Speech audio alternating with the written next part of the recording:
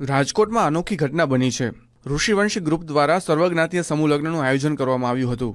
વરરાજા અને વહુ મંડપમાં પહોંચ્યા, જાનૈયાઓ પણ આવી ગયા, પણ આયોજકો ફરાર થઈ ગયા।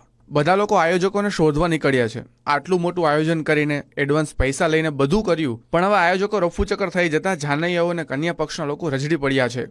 માધાપર ચોકડી અને બેડી ચોકડી વચ્ચે આ સમૂહ લગ્નનું આયોજન કરવામાં આવ્યું હતું। હાલ આયોજકો રફુચક્કર થઈ જતા પોલીસ પણ ઘટના સ્થળે પહોંચી છે। અમે સવારે 5 વાગ્યાના સાહેબ અહીંયા આવ્યા છીએ, નથી કોઈ આયોજન ફરકાણું, નથી કોઈ વ્યવસ્થા બરોબર। અમારી જોડે એક જણા જોડે 40,000 50,000 રૂપિયા લીધા છે, એવા 28 લગ્ન છે। કાંઈ વ્યવસ્થા નથી ભાઈ। અમે જો જુનાગઢથી આવ્યા છીએ અને બિચારી પારકા કામ કરીને દીકરો પરણાવ્યો, કેવું એને થાય? અટાણ રોવે બોલો, 30,000નું આંધણ મુકાઈ ગયું।